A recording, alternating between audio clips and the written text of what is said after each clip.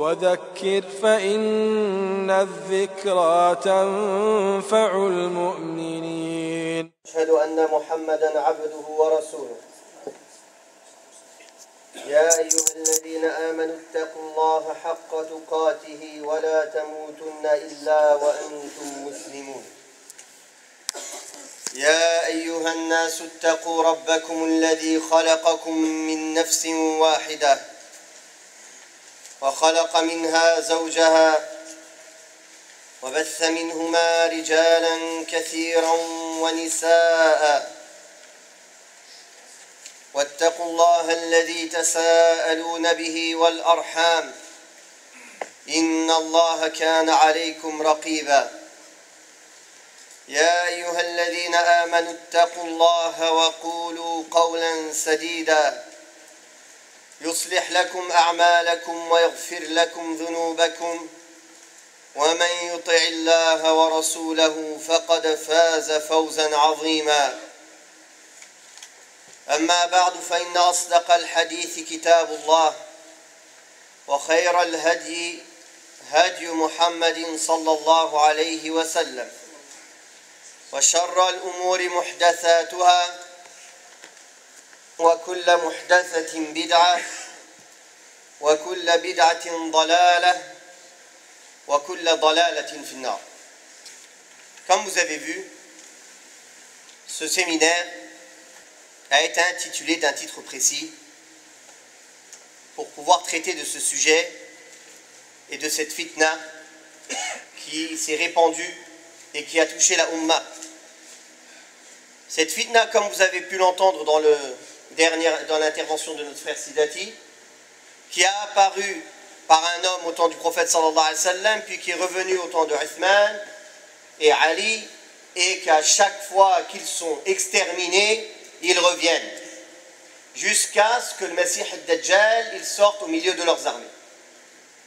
Les gens de la Sunna et du consensus ont toujours été là pour éclairer, transmettre, enseigner aux musulmans la position à avoir face aux situations qui touchent la communauté.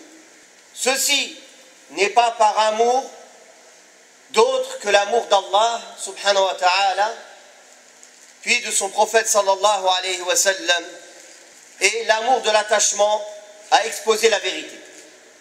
Non pas pour défendre un tel ou qui que ce soit, que pour défendre la religion d'Allah subhanahu wa ta'ala.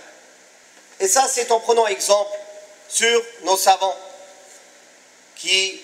dont Allah tabaraka wa ta'ala a dit des savants: وإذ أخذ الله ميثاق الذين أوتوا الكتاب لتبيننه للناس ولا تكتمونه.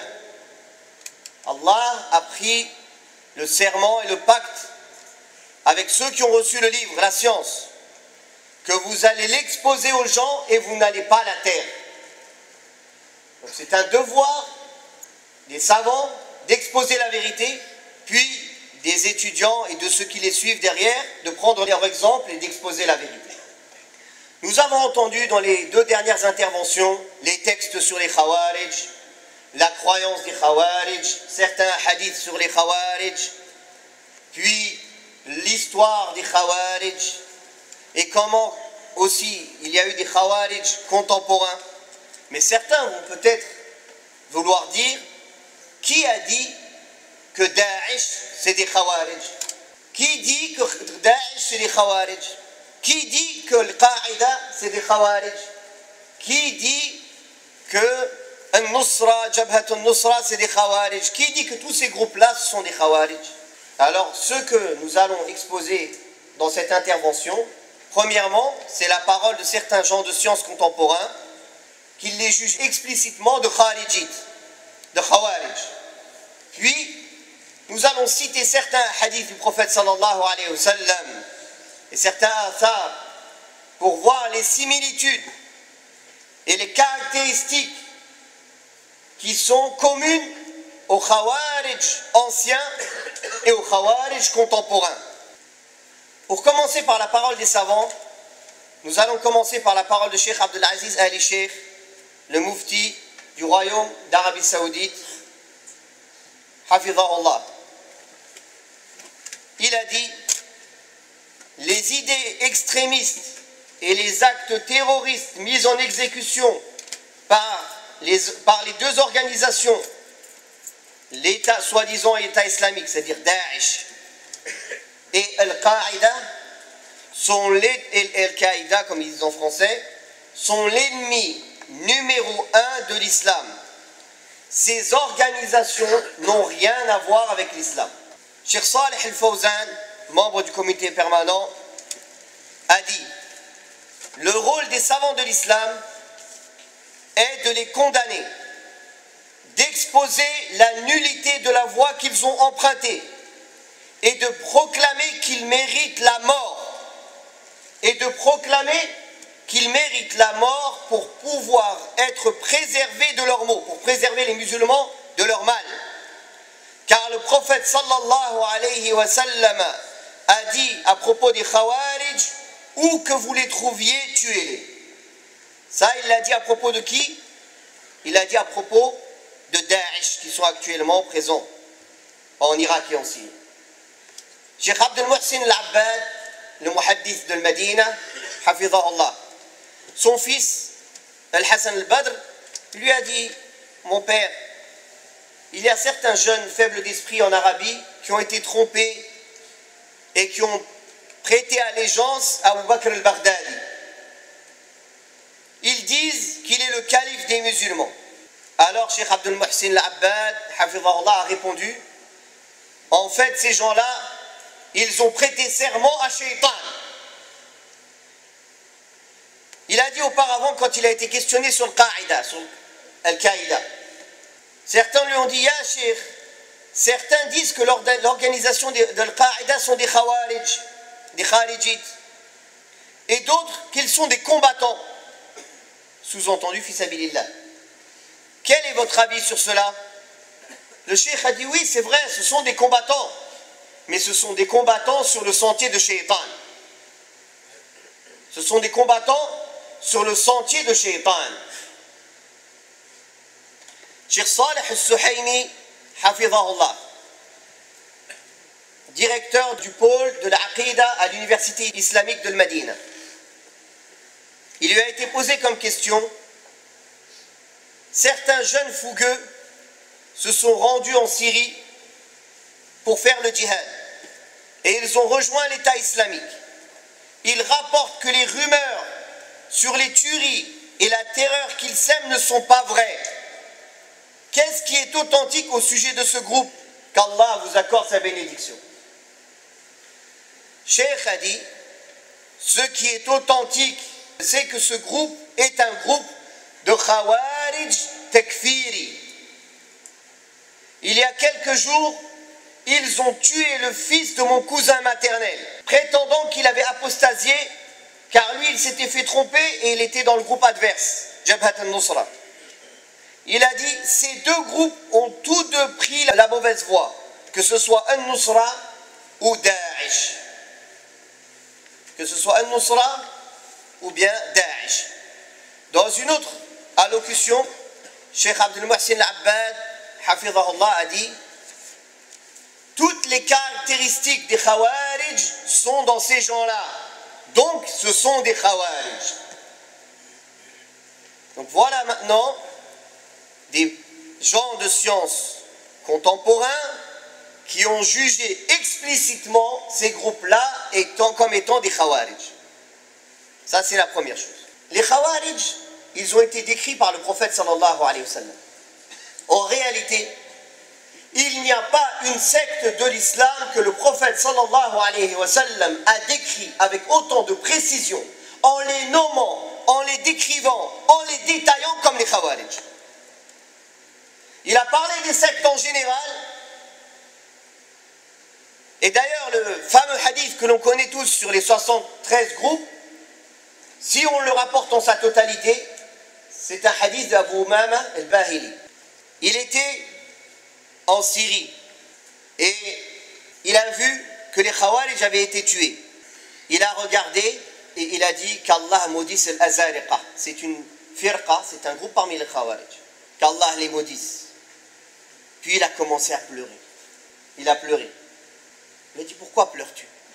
Il a dit, car ils étaient musulmans, ils ont quitté l'islam. Car ils étaient musulmans, ils ont quitté l'islam. Et quand j'ai pensé à leur devenir dans l'au-delà, et qu'est-ce qu'ils vont avoir comme châtiment, j'ai pleuré. Puis il a dit, ce sont les chiens de l'enfer, ce sont les chiens de l'enfer, ce sont les chiens de l'enfer. La personne qui était avec lui lui a dit, est-ce que tu dis ça de ton avis?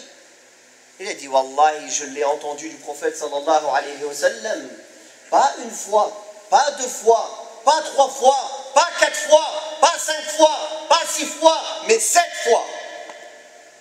Je l'ai entendu 7 fois de la bouche du prophète sallallahu alayhi wa sallam. Puis, il a cité le hadith. Les juifs se sont divisés en 71 sectes, toutes au feu sauf une. Les chrétiens se sont divisés en 72 sectes, toutes au feu sauf une. Et cette communauté va se diviser en 73 sectes, toutes au feu sauf une. Et dans cette riwaya, il a dit As-Sawad al-A'zam, le groupe le plus grand, c'est-à-dire le groupe qui est sur la vérité. C'est lui le groupe le plus grand. Al-Jama'a. Dans une autre riwaya, Al-Jama'a. Al-Jama'a, c'est ceux qui sont sur la voie du groupe, du consensus, des gens de la sunna, même s'ils sont en petite quantité. Et dans une autre version, dans une autre variante, ce sur quoi je suis moi ainsi que mes compagnons.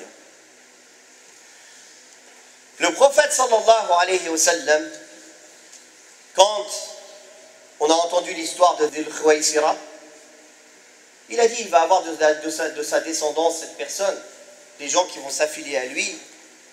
Il quitte l'islam plus vite que la flèche elle traverse sa proie. Il quitte l'islam plus rapidement que la flèche elle traverse sa proie. C'est pour ça que certains savants ont jugé les Khawarij comme des mécréants. Et d'autres ont considéré que c'était des hérétiques innovateurs, mais qui ne sont pas arrivés jusqu'à la mécréance.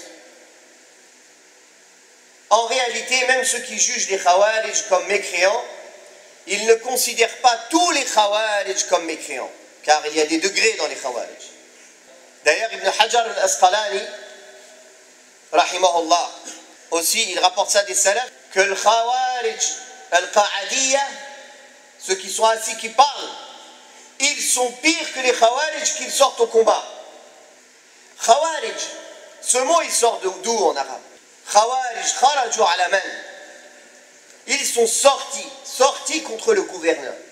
Donc le fondement essentiel et de base des Khawarij, c'est sortir contre les gouverneurs. Et même si quelqu'un n'a pas les autres caractéristiques des Khawarij, comme par exemple, ils ne rendent pas mécréants à cause d'un grand péché. Ils ne rendent même pas le gouverneur mécréant. Mais ils voient l'autorisation de sortir contre un gouverneur injuste. Ce sont des Khawarij. Ce sont aussi des Khawarij. Il a même été rapporté des salafs qu'ils appelaient toutes les sectes, tous les égarés Khawarij. Car ils disent Yajtami'una ala sayf. Yajtami'una ala sayf.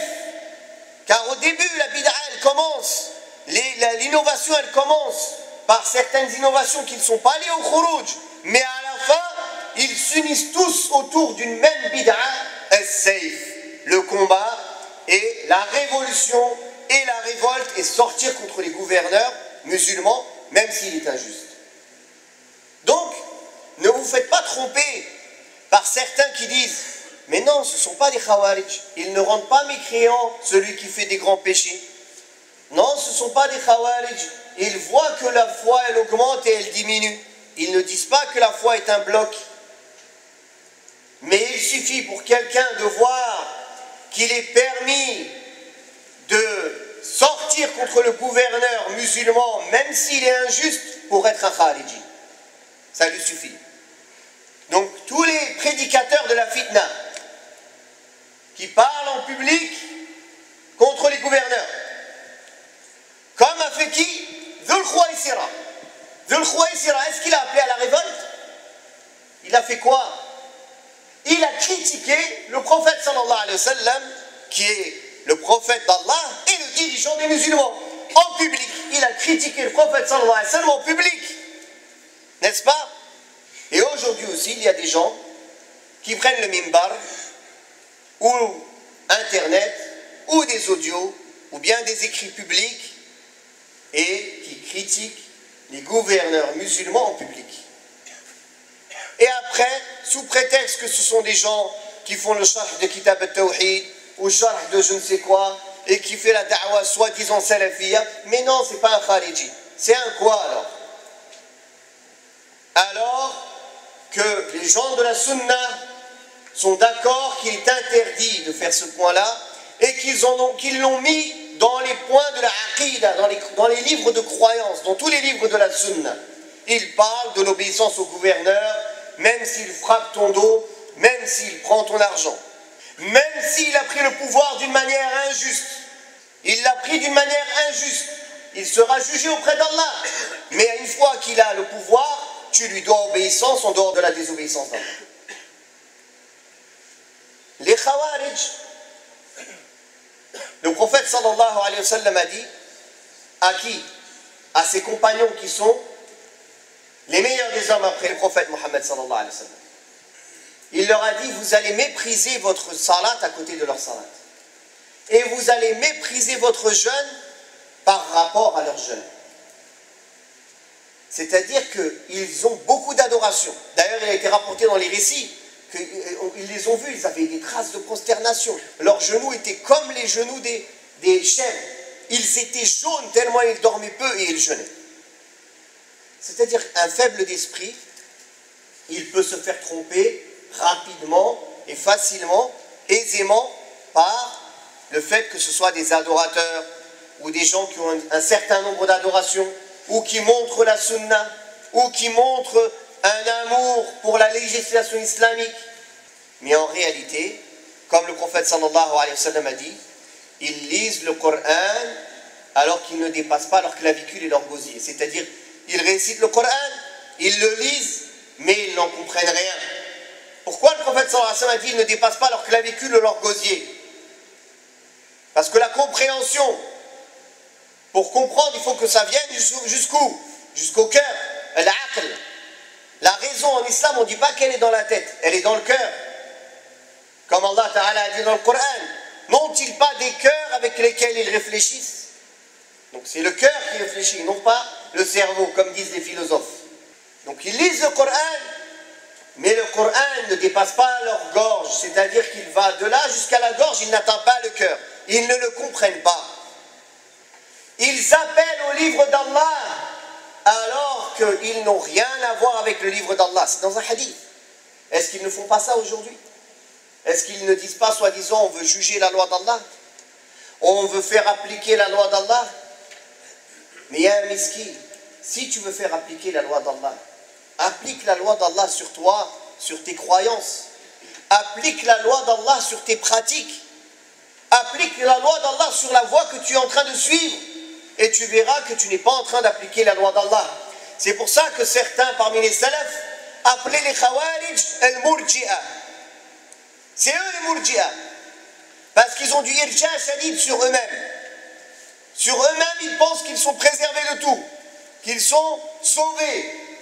Ils sont murji'a avec eux-mêmes et khawarij avec les autres.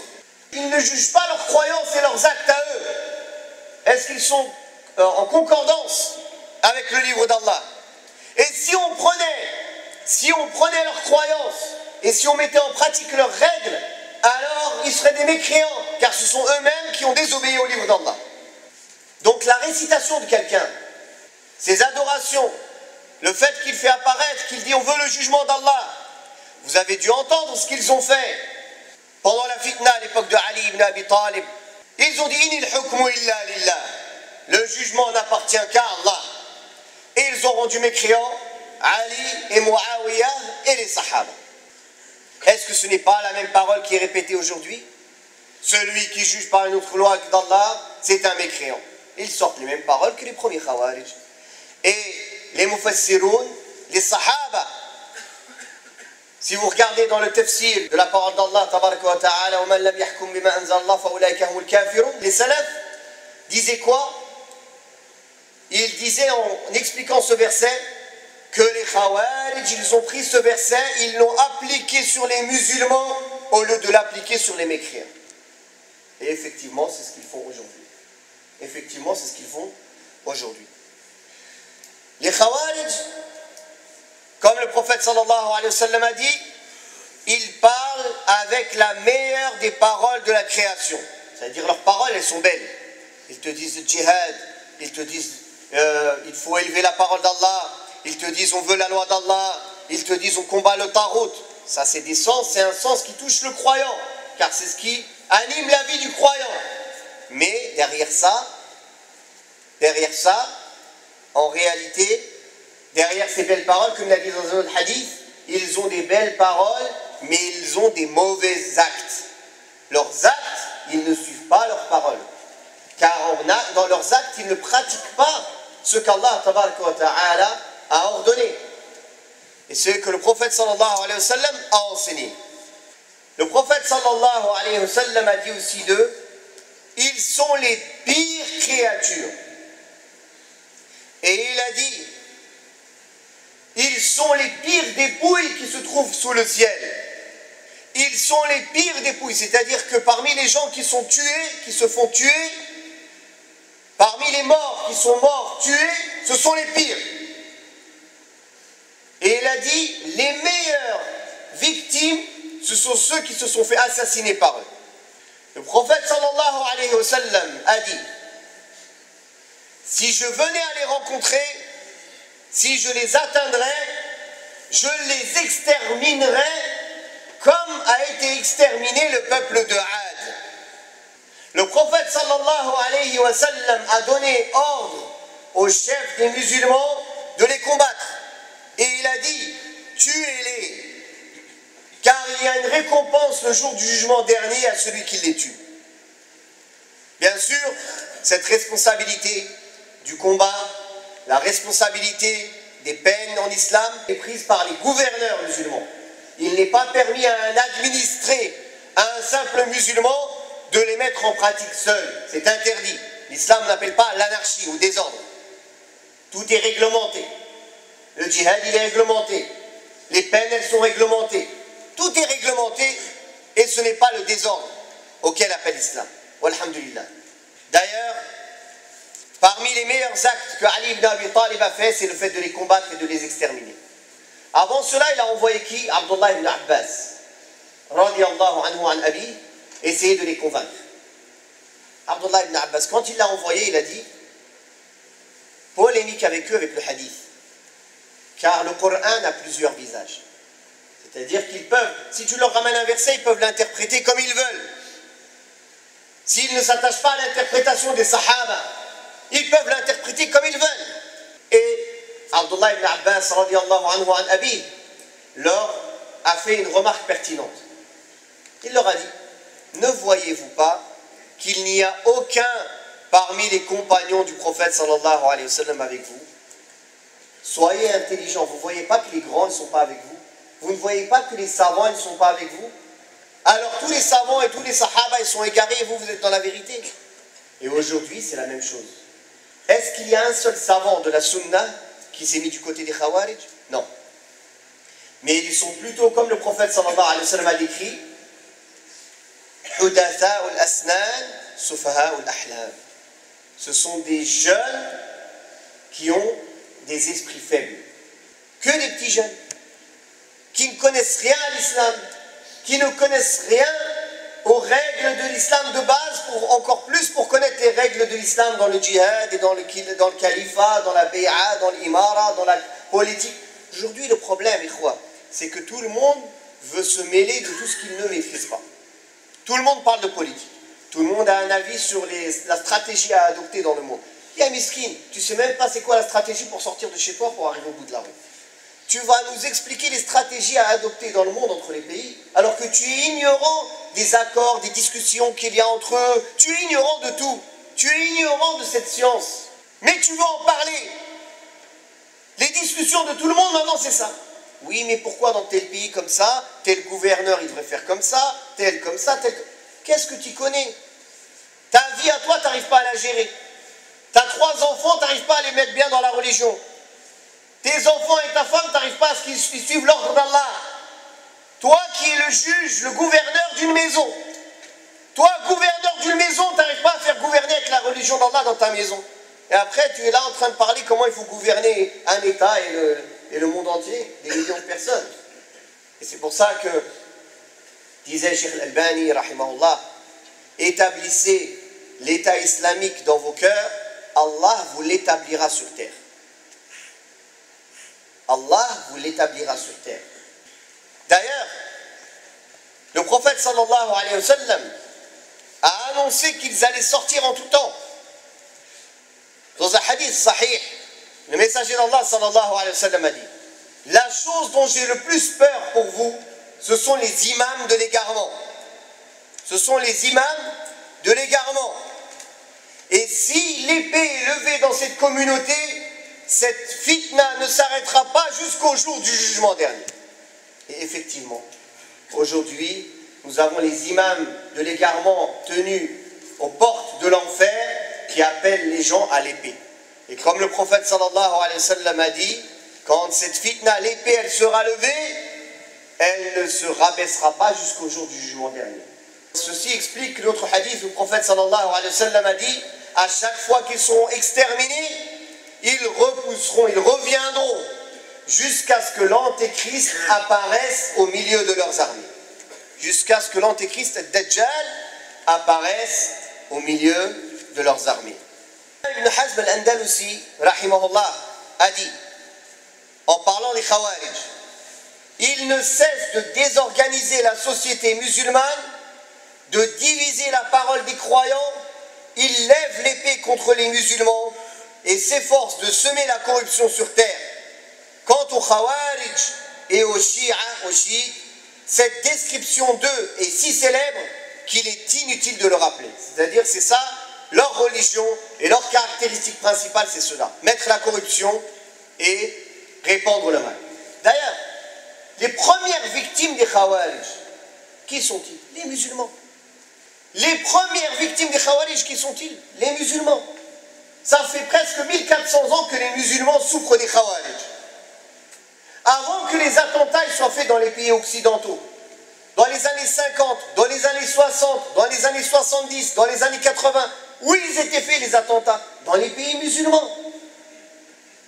C'est après seulement qu'ils ont été exportés dans les pays occidentaux. Si on compte le nombre de victimes musulmanes par rapport aux occidentaux, c'est un pourcentage très élevé par rapport aux non-musulmans. Donc ce sont nos ennemis à nous, avant d'être les ennemis des non-musulmans. Ce sont nos ennemis.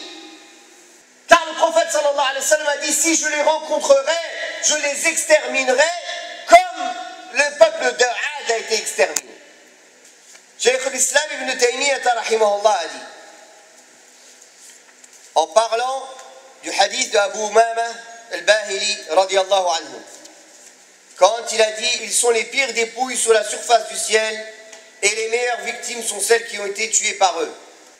Il a dit, Cheikh al-Islam ibn Taymiyyah, cela signifie qu'ils sont plus nuisibles aux musulmans que n'importe qui, car personne n'est plus nuisible aux musulmans qu'eux, pas même les juifs ou les chrétiens, puisqu'ils s'évertuent à tuer chaque musulman qui n'adhère pas à leur point de vue, rendant licite le sang des musulmans, leurs biens et le meurtre de leurs enfants, tout en les taxant de mécréants. De plus, ils considèrent cela comme un acte de dévotion en raison de la grande ignorance et leur innovation qui a causé leur égarement. Ça, c'est la parole de qui? De Cheikh l'Islam Ibn Taymiyyah rahimahullah dans Minhaj al-Sunnah. Donc quand certains frères disent les innovateurs, ils sont plus dangereux que les juifs et les chrétiens, certains mumayyi'in et hizbiyin, ils viennent dire: ah non, comment ça vous faites le wala pour les kuffars et pas pour les musulmans? Non. Un musulman, même innovateur, on a une part d'alliance avec lui et une part de désaveu. Mais il peut être plus dangereux pour les musulmans qu'un non-musulman, même si c'est un musulman. Car sa tromperie est plus grande. Tout musulman sait qu'un juif ou un chrétien n'est pas sur la bonne voie, n'est pas sur la voie de l'islam. Mais par contre, tout musulman ne sait pas que les khawarij et les hizbiyin et les tekfiriyin et les ikhwan et toutes ces jama'at-là ne sont pas sur l'islam originel, sur la bonne voie. Donc leur danger, il est pernicieux, il est caché, il est plus dangereux, c'est pour ça qu'il est plus dangereux. Mais les khawarij spécifiquement, car eux, leur religion, elle est sur l'épée. Leur religion, elle est sur le fait de rendre halal, licite le sang sacré. Cheikh l'Islam a dit, les adeptes de la sunna, ahl sunna, sont unanimes, écoutez bien, ahl sunna, ils sont unanimes quant au fait de dire que les khawarij sont des mubtadi'a, des innovateurs égarés, et qu'il est obligatoire de les combattre conformément au texte authentique. Une des actions les plus vertueuses accomplies par le chef des croyants Ali ibn Abi Talib, radiyallahu anhu, fut de combattre les khawarij, et ceci avec l'accord des autres compagnons. Ça aussi c'est dans Minhaj al-Sunnah. Taïb. Certains vont dire, mais nous qui nous prétendons suivre les pieux prédécesseurs et la da'wa du prophète sallallahu alayhi wa sallam et des compagnons et de l'imam Ahmed ibn Hanbal, puis de Cheikh l'Islam ibn Taymiyyah et de Cheikh l'Islam Mohammed ibn Abdul Wahhab. Mais Cheikh Mohammed ibn Abdul Wahhab aussi, il s'est révolté contre les Ottomans. Il a pris le pouvoir de force avec la famille Saoud. Vous entendez ça, non? Bon, allez, on va répondre à ça, bismillah. Premièrement, l'Empire ottoman n'avait pas main mise sur la région du Najd. Ils avaient main mise sur Mecca et le Médine. Et non pas sur la région du Najd. Les régions d'Arabie, les endroits où c'était tribal, ils avaient laissé ceux-ci s'autogérer par les règles des tribus. Il y avait des grandes tribus qui avaient un roi, il y avait des petites tribus qui avaient un roi. C'est comme si, on va dire, dans toutes ces régions-là, il y avait des dizaines de pays. Chaque pays avait son roi. Et aucun de ces pays-là n'avait allégeance, ni n'était sous l'autorité de l'Empire ottoman. Aucun d'eux. Donc c'était des petits pays musulmans, on va dire, et l'Empire ottoman, un grand pays musulman. On est d'accord? Donc, premièrement, il n'était pas sous l'autorité des Ottomans. Ça, c'est un. Deux, Cheikh Mohammed ibn Abdul Wahhab, il n'a jamais appelé les gens à lui faire bay'a. Il n'a jamais établi un État. Il a fait la da'wa ila Allah. Il a enseigné et il a transmis le tawhid. Et le roi Mohammed ben Saoud a accepté sa da'wa. Lui qui était roi, il était déjà roi avant. Il était déjà roi avant. Il avait déjà des guerres avec les tribus qui étaient autour avant. Il avait déjà des pactes de paix et de guerre avant. C'est pas lié au fait que Cheikh Mohammed ibn Abdul Wahhab il est venu. Quand il est venu, il a accepté sa da'wa et ils ont fait un pacte pour transmettre le tawhid.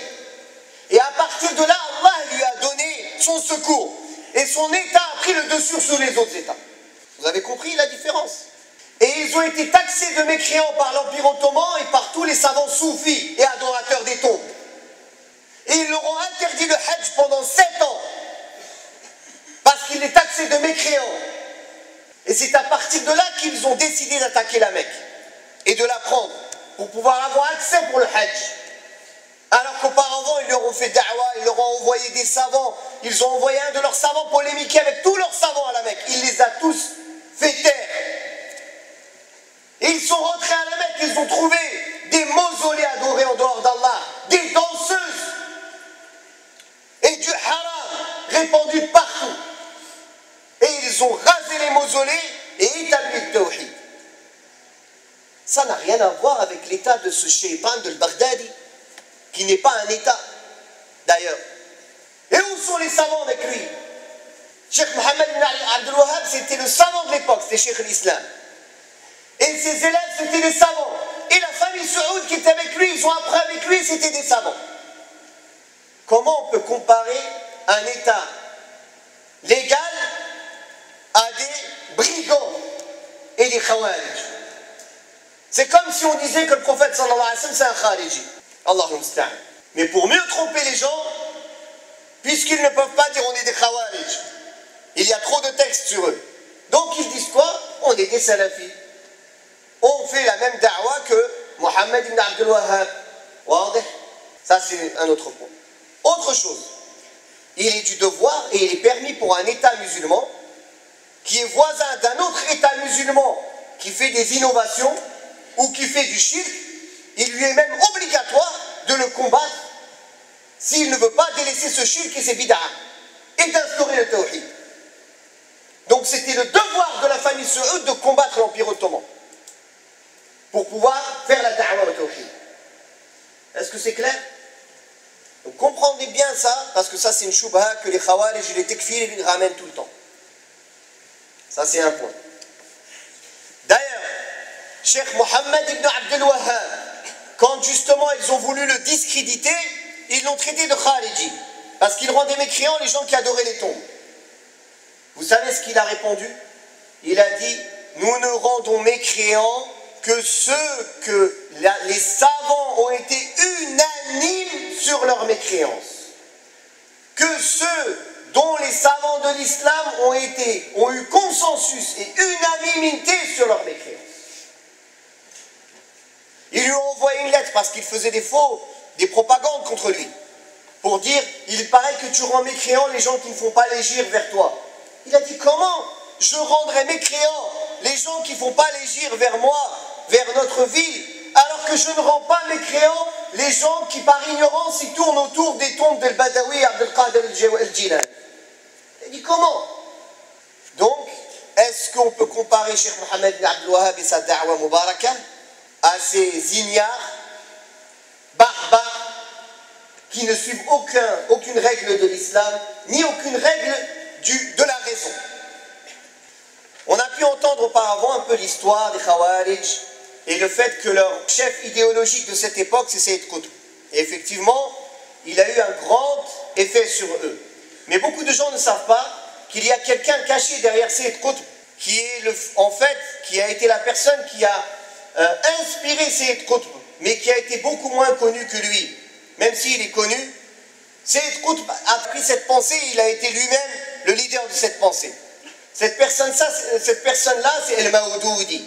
Al-Mawdoudi. Al-Mawdoudi, c'est le fondateur de Jama'a al-Islamiyya au Pakistan.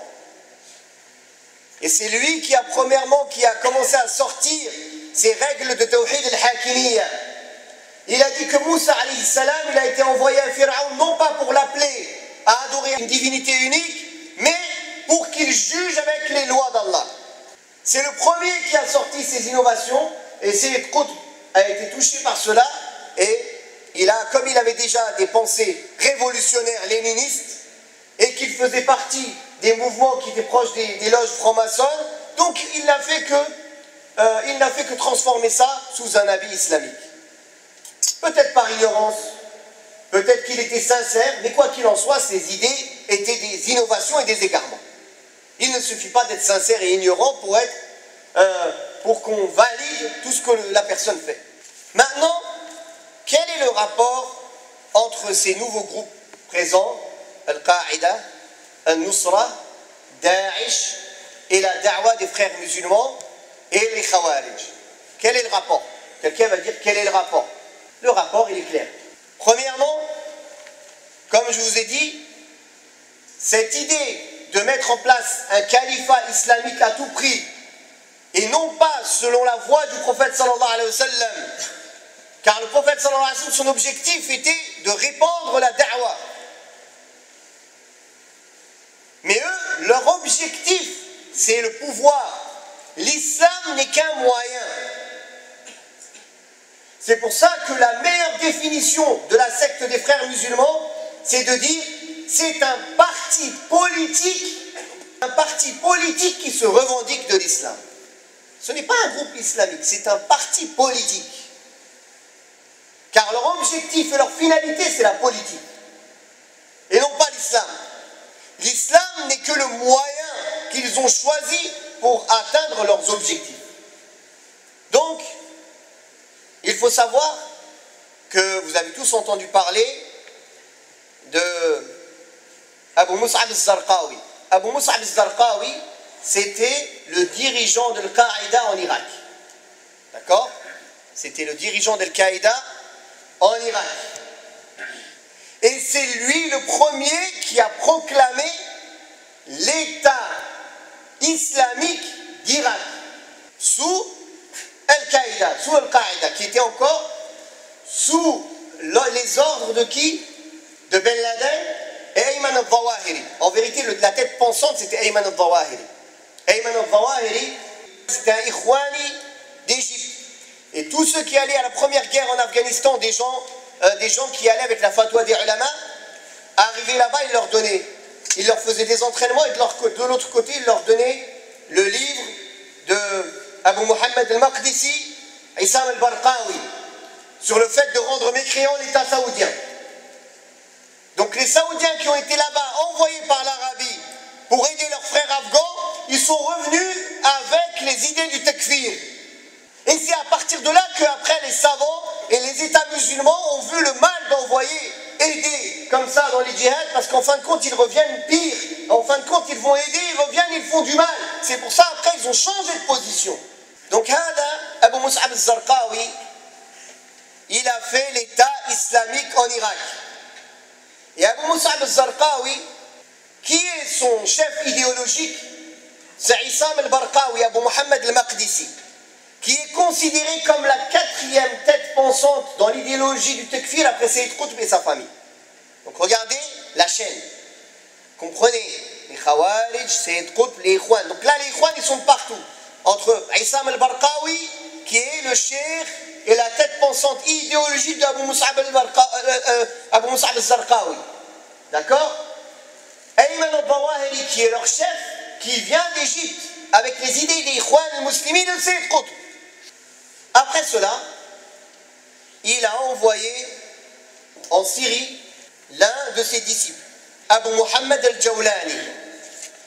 Donc il y avait l'État islamique en Irak, ils ont envoyé Abu Muhammad al-Jawlani en Syrie pour faire l'État islamique en Syrie. C'est de là qu'est né l'État islamique d'Irak et de Syrie. D'accord? Pour l'instant, vous suivez. Mais après, il y a eu des dissensions entre eux. Et ça, ça existe. Les Khawarij anciens aussi. Entre eux, ils se rendaient mécréants. Donc, les Khawarij anciennement, entre eux, ils se rendaient mécréants. Entre groupes de Khawarij, ils se rendaient mécréants les uns les autres. Et ils s'entretuaient. Et là, il s'est passé exactement la même chose.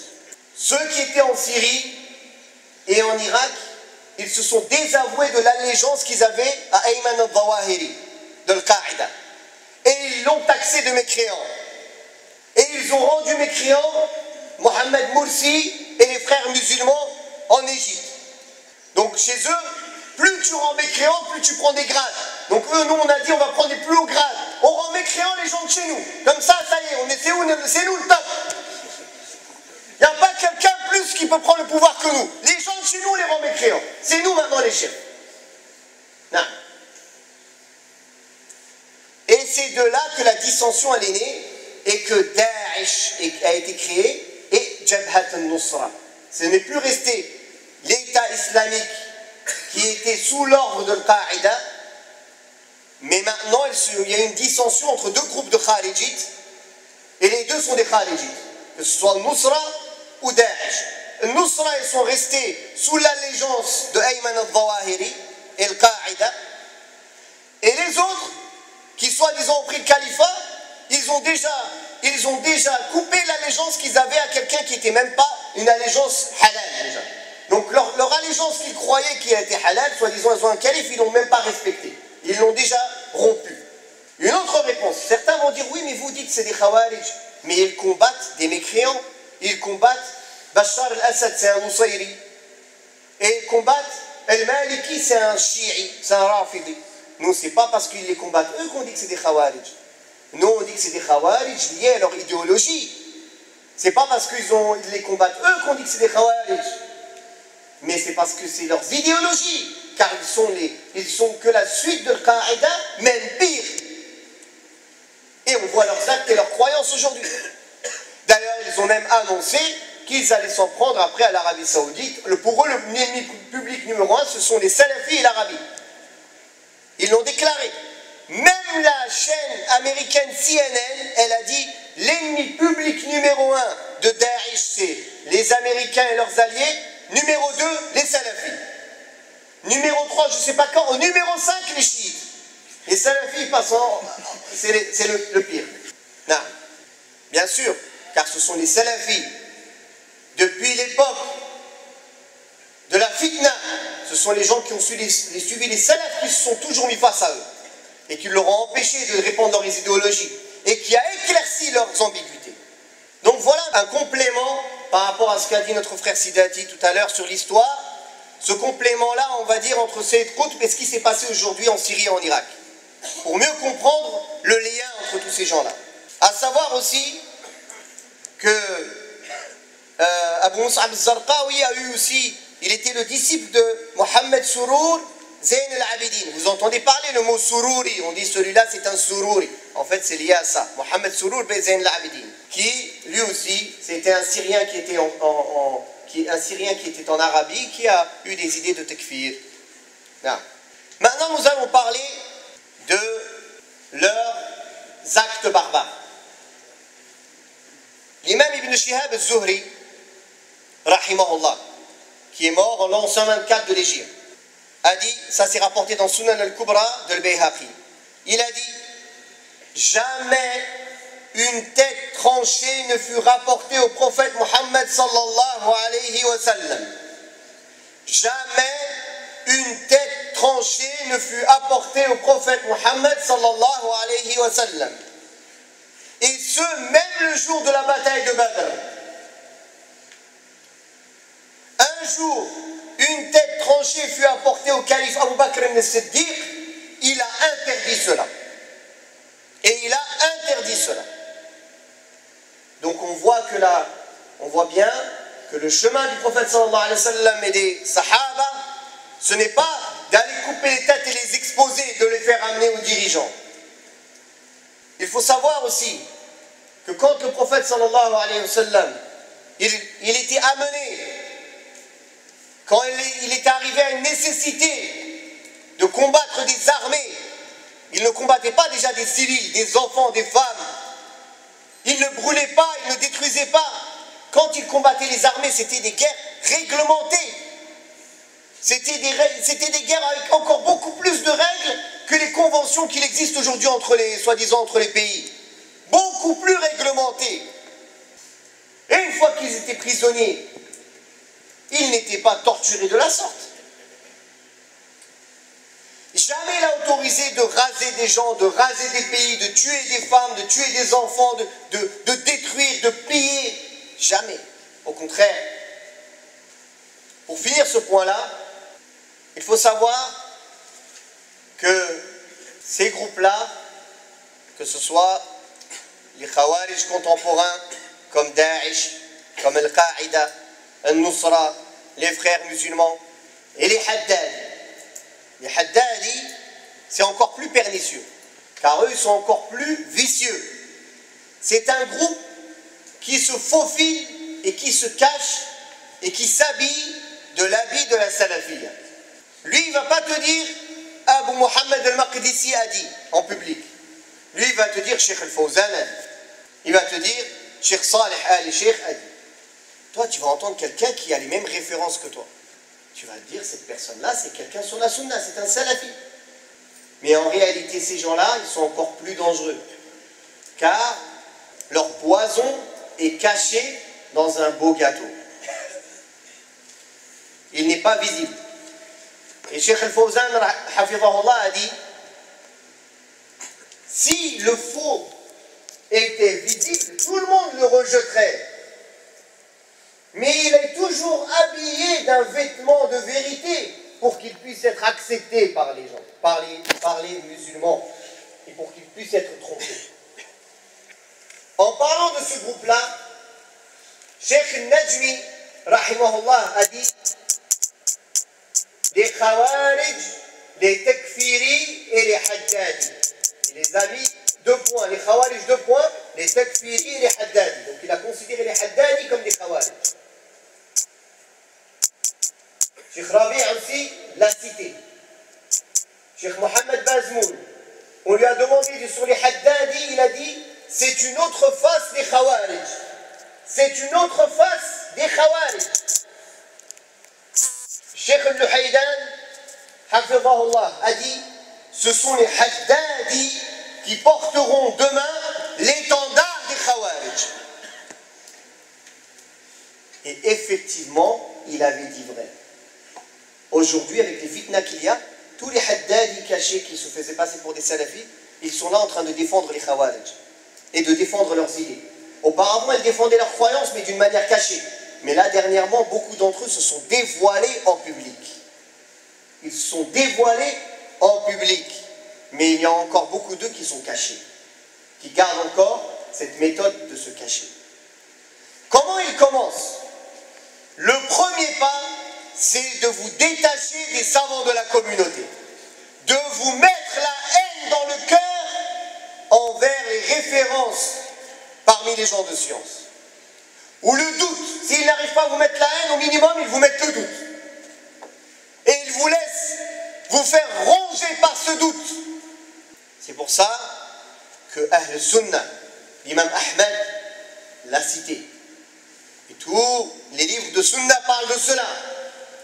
Que les gens de la Sunnah ne tendent pas l'oreille aux innovateurs.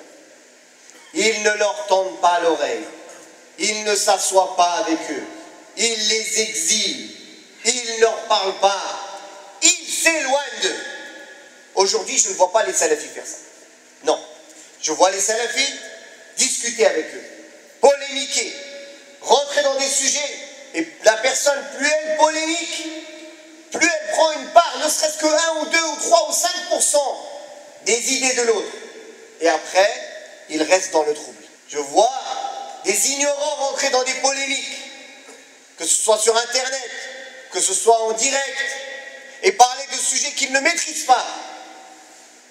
Dans Majmou' al-Fatawa, dans Kitab al-Sifat, Cheikh l'Islam ibn Taymiyyah, rahimahullah, rapporte que un a envoyé une lettre à l'imam Malik ibn Anas, rahimahullah, un qui n'était pas un ignorant, quelqu'un de science, mais qui n'était pas d'un haut degré, d'un très haut degré dans la science, mais quelqu'un de science. Il a envoyé une lettre à l'imam Malik en lui demandant l'autorisation de polémiquer avec les gens de l'innovation. L'imam Malik lui a interdit formellement et il lui a dit, il se peut qu'en voulant défendre le vrai, comme tu n'as pas assez d'arguments, tu vas mal le défendre et les gens du faux vont considérer qu'ils ont raison car tu n'as pas été capable de les convaincre. Non pas parce qu'ils ont la vérité, mais parce que tu as trop peu de science pour pouvoir leur exposer. Plus tu polémiques dans les sujets, plus tu t'exposes à l'égarement. Et ça, l'imam Ahmed ibn Hanbal l'a dit, parmi les croyances des gens de la Sunna, ils ne polémiquent pas dans les sujets de la religion. Ils ne polémiquent pas dans les sujets de la religion. Ne discute pas avec eux, n'écoute pas d'eux, ne lis pas ce qu'ils disent, laisse tout ça de côté. Prends des gens de science, de confiance, ça te suffit. Alors ils te disent quoi? Non, tu as une raison, il faut que tu compares. Il faut que toi-même, tu prennes un choix, tu décides. Mais est-ce que tu es armé pour comparer? Est-ce que tu es armé pour répondre à toutes ces ambiguïtés? Et en faisant cela, tu contredis les gens de la Sunna. L'imam Muhammad ibn Sirin, rahimahullah, quand un innovateur, il lisait le Coran, il récite le Coran, il se bouchait les oreilles. Ils lui ont dit, mais il récite le livre d'Allah. Il a dit, oui, mais si je l'écoute, réciter le livre d'Allah, je vais l'aimer parce qu'il est en train de faire une bonne action. Effectivement, aujourd'hui, si tu écoutes des gens égarés dans des bonnes choses qu'ils peuvent avoir, est-ce qu'après tu seras objectif pour dire qu'il est égaré de prendre une position comme l'islam veut face à lui? Non. Car la nature, la saine nature, Allah il a fait l'être humain qu'il est reconnaissant envers la personne qui lui a fait du bien, qui lui a donné du bien. Quelqu'un qui t'a enseigné un bien, c'est normal que tu sois reconnaissant envers lui. Donc ça va t'empêcher d'être objectif. Serviteur d'Allah, toi qui veux être sur la sunna, toi qui veux être préservé, arrête de regarder les vidéos sur YouTube. Arrête. Jette YouTube à la poubelle. À moins que ce soit une parole d'un savant traduit par des gens de confiance. Sur des sites tenus par des gens de confiance. Pourquoi vas-tu sur des sites inconnus? Inconnus, on ne sait pas qui est derrière. Pourquoi ouvres-tu des vidéos dont tu ne sais pas qui a fait la vidéo? Vous savez tous très bien comme moi que les coupures, maintenant, tout le monde peut faire des coupures et des montages audio et vidéo. Tout le monde. Et ils ont fait ça. Il y a eu plusieurs tromperies. Il y a même une muassasa, la fondation Uthaymin en Arabie Saoudite. C'est-à-dire c'est une fondation nationale, même internationale, au nom de Cheikh Uthaymin. Ils ont trompé dans ces livres. Ils ont enlevé tous les passages où Cheikh Uthaymin, il encourage à obéir au gouverneur. Et tous les passages qui critiquent les khawarij et les manifestations et tout cela. Et il y a des audios et des vidéos où il y a des tromperies et des coupures des paroles de savants répandues et encore plus en français. Je ne vous parle pas des traductions faussées. Donc pourquoi, écoute, tends-tu l'oreille à tout le monde? Pourquoi? Veux-tu t'égarer? Veux-tu perdre ta religion? Veux-tu mettre ta religion en danger? Crains Allah. Crains Allah.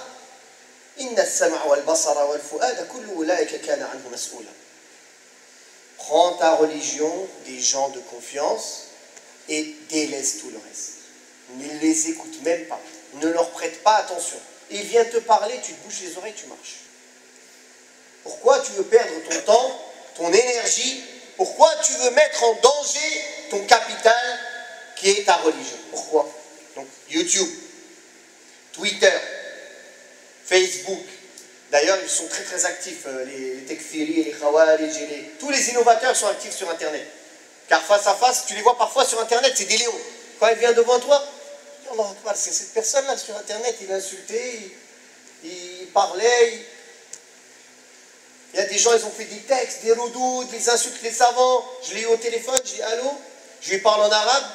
Il me dit non, parle-moi en français. Je dis Akhi, tu parles de choses énormes, c'est des points précis dont on est en train de parler. Des points dans la croyance. Il me dit non, je comprends, mais je ne parle pas. À partir de ce moment-là, j'ai perdu l'envie de parler avec lui. Ça y est. Tout de suite. J'ai dit, en fait, voilà, je lui ai dit, barakallahu fik, la prochaine fois, essaie de devenir grand, grimpant sur les épaules de quelqu'un d'autre que moi. Salam alaikum. Effectivement, derrière Internet, tu les vois des lions, ils font des vidéos, ils font des réponses à des grands ulama, ils mettent en cause tout et n'importe quoi. Et il y a des centaines et des milliers de gens qui les écoutent et qui les regardent. Pour finir, barakallahu fikum, Al-Hassan al-Basri a dit, une fitna, un trouble, quand il vient, quand il s'approche, les savants le reconnaissent.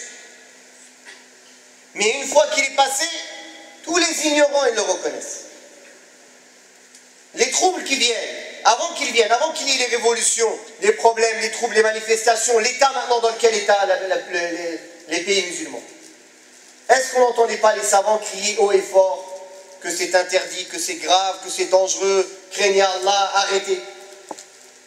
Et qu'est-ce qu'on entendait de l'autre côté? Vous êtes les savants du trône, vous êtes des vendus, etc., etc. Regardez aujourd'hui.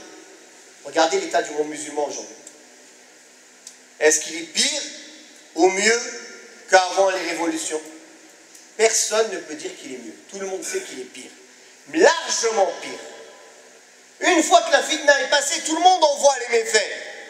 Mais quand elle arrive, il n'y a que ceux qui sont doués de science, ceux à qui Allah a donné cet héritage, les héritiers des prophètes, qui reconnaissent les signes du danger et qui mettent en garde la communauté. Donc il est nécessaire aux musulmans de ne pas devancer les héritiers des prophètes et de se ranger derrière eux et de leur obéir sous l'obéissance d'Allah. Bien sûr, on ne dit pas que nos savants sont préservés de l'erreur. Parce que les gens ils disent ça. Ah, est-ce que c'est un prophète? Alors il est préservé de l'erreur. On ne dit pas ça. Mais si lui, il n'est pas préservé de l'erreur, alors toi, tu es préservé de l'erreur. Si lui, il a une chance sur 100 de se tromper, toi, tu en as 100 sur une. Toi, tu en as 100 sur une. Car tu es un ignorant. Donc, c'est moins probable que lui se trompe que toi. Premièrement. Deuxièmement, s'il se trompe, alhamdulillah, les autres savants de la sunna sont là pour corriger le tir. Et dans ce cas-là, on prendra parmi les paroles des gens de la sunna la parole la plus juste. Donc il n'y a pas de mal. Il n'est pas seul, il n'y a pas un savant. On n'est pas comme chez les chrétiens, le pape, il décide pour tout le monde. Ça n'existe pas chez nous, alhamdulillah. Donc si un grand savant de la sunna se trompe sur un sujet, les autres savants de la sunna sont là pour répondre et pour dire qu'il s'est trompé sur ce sujet. Voilà la réalité. Et alhamdulillah, l'affaire elle est réglée. Donc, obéissons à l'ordre d'Allah Ta'ala. Quand il nous dit les mufassiroun, ils ont dit quoi? C'est qui? Mujahid, il a dit ce sont les gouverneurs et les savants. Les gouverneurs et les savants. Le prophète sallallahu alayhi wa sallam a dit Inna al-ulama warathatul anbiya. Les savants sont les héritiers des prophètes. Et certes, les prophètes n'ont pas laissé ni dinar ni dirham en héritage, mais ils ont laissé la science. Celui qui l'apprend aura pris la plus grande part en islam. Donc rangeons-nous derrière les savants comme Allah nous a ordonné, comme le prophète sallallahu alayhi wa sallam nous a ordonné, en leur obéissant sous l'obéissance d'Allah subhanahu wa ta'ala et son messager bien sûr. Ils n'ont pas une obéissance absolue. Et d'ailleurs, si un savant fait un effort d'interprétation ou de déduction et il se trompe, il a une récompense. Et s'il fait un effort d'interprétation ou de déduction et il a raison, il a une double récompense. L'imam al-Si'di, rahimahullah, a dit dans le tafsir de Fas'alu ahla dhikri in kuntum la ta'lamun, il a parlé de cela. Il a dit cela veut dire par là que si tu ne demandes pas aux gens du dhikr, tu es pécheur. Et cela veut dire que si une personne qui n'est pas quelqu'un du dhikr, quelqu'un qui est apte à répondre, il répond, même s'il répond juste, il est pécheur. Car il n'est pas min ahli dhikr. فنسأل الله تبارك وتعالى أن يوفقنا جميعا لما يحب ويرضاه. وقل رب زدني علما